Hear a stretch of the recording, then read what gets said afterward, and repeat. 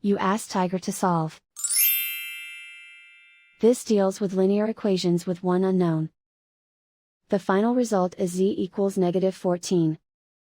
Let's solve it step by step. Group all constants on the right side of the equation. Subtract 35 from both sides.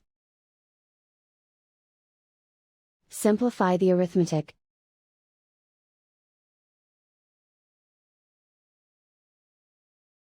Isolate the z. Multiply both sides by 2.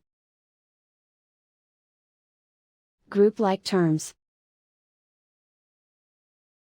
Multiply the coefficients.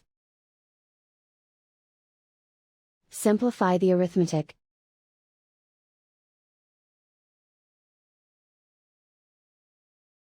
Isolate the z. Multiply both sides by -1. Remove the ones.